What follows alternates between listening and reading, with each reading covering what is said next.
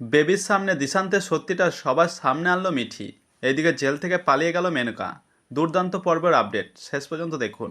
আজকেই আমরা দেখব মিঠি আর রানা ছদ্মবেশ ধরে একটা হোটেলে যায়, আর সেখানে মিঠি নিজেকে খুব বড় লোক দেখায়। অন্যদিকে মামার মামি জেলে যায় মেনকার সাথে দেখা করতে, আর ভালো মন্দ খাবার নিয়ে যায়। তখন সেখানে দীপক আসে আর বলে, আমি তো মেনকাকে জেল থেকে ছাড়াতে এসেছি, প্ল্যানও রেডি আছে। তখন মেনকা বলে কি করে। তারপরে দীপক সবটা বলে মেনকাকে, যে কিভাবে তাকে জেল থেকে বের করবে। তখন মেনকা দীপককে বলে, মানতে হবে তুমি কি প্ল্যান বানিয়েছো। তখন মেনকা দীপককে জিজ্ঞেস করে, তুমি আগে এটা বলো আমাকে তুমি হেল্প কেন করছো। তখন দীপক বলে, কারণ শত্রু শত্রু বন্ধু হয়, সেই জন্য।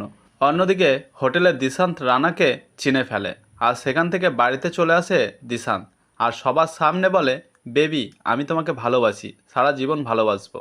কিন্তু এটাই আমাদের শেষ দেখা, কারণ রানার মিঠি আমাকে পরীক্ষা করছিল আমি সত্যি বেবিকে ভালোবাসি কিনা। তারপর দিশান্ত সব কিছু বলে, রানার মিঠি কি কি করেছিল।